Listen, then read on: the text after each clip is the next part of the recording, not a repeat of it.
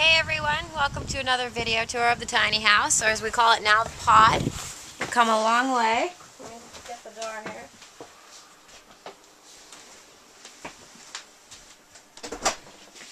We made this little door curtain here with a built-in draft stopper at the bottom. It really helps out with the draftiness of the window and the door. And this is our built-in cubby right here. This is one of the things that we most recently finished. So it provides us with a lot more storage space, and it's just really nice to look at and gives a really cozy feeling. One of the things that we just finished was this bench right here. So these pillows, we're not sure if we're going to keep them. If I do, I'll quilt cover them to match the curtains. But as you can see, when we don't want it to be a love seat, we take it up, and this is actually going to be a tabletop. We're going to screw legs into it that you can unscrew when you don't need them, and it'll sit right here, and there'll be like a kind of like a little kitchenette seating. We're playing with the idea of extending these seats out.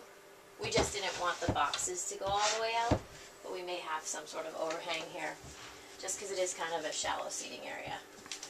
But that's what's going to be our table and lounge area. As you can see, we've got a lot of storage space that we've built in here, so we've got a lot of nice cupboards with all the snap joints, so even when we're moving the house around, the cupboards won't be slamming open and closed. Uh-oh. Booby trap! Dan. Sweatpants.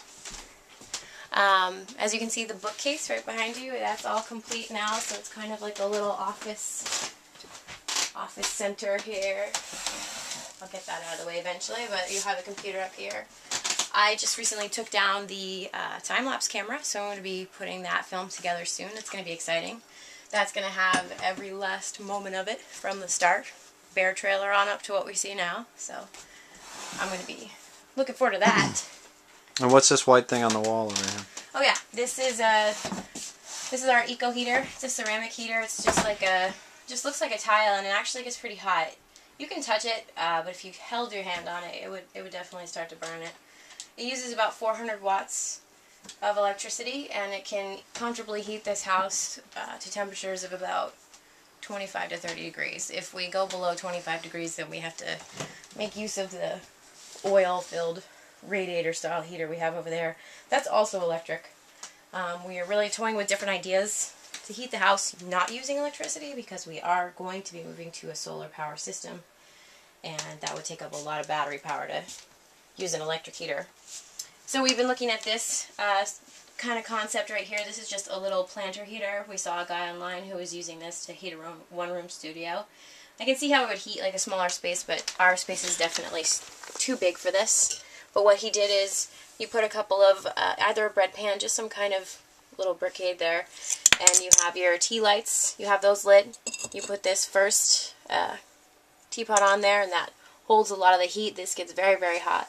Then you also have this one on top with the hole open, so airflow naturally comes through, and it gets pretty hot, the air that's coming out. And it would probably heat one of the smaller areas under the loft here. So as you can see, we're moving towards the kitchen. This is the closet door, and we have a full-length mirror. So you can see this is our closet space. We definitely have it every last square inch used, which is nice. We have 2 racks of clothing in here, and then a shelf with all kinds of baskets of different clothes and stuff. And then this is our stair-step storage. We're going to have a ladder that goes right through here. We just need to finish a few details about it. This is the under stair storage, so we kind of have pantry stuff. Those are some water bricks, how we store our water as we need it. This is what we use for a fridge. It's a little electric cooler by Coleman. One of those ones that you can even plug in your car. So it's a pretty small space, but we've learned to just, you know, eat the types of foods that don't require refrigeration, or just eat fresh. So it's actually been a good thing.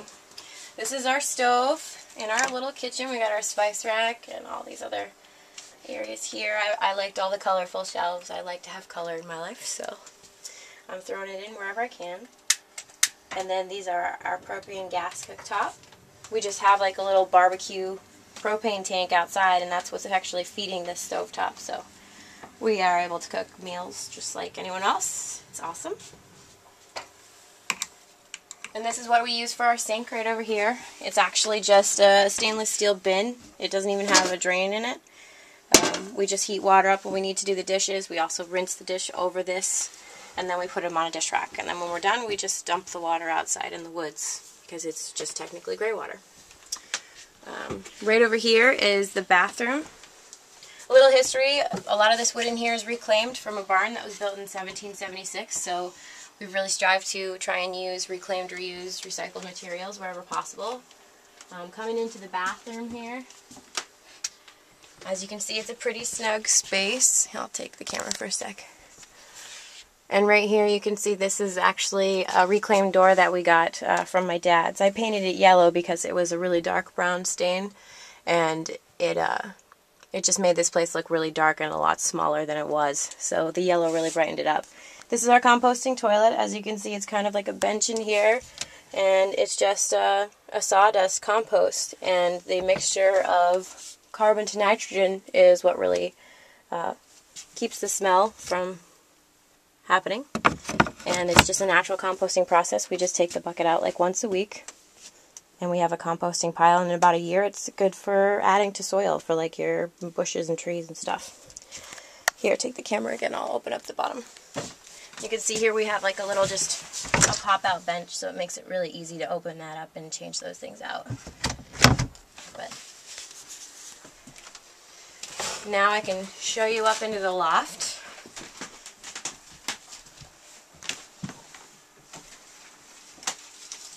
We both have our own ways of getting up here. Dan's is a lot more interesting than mine.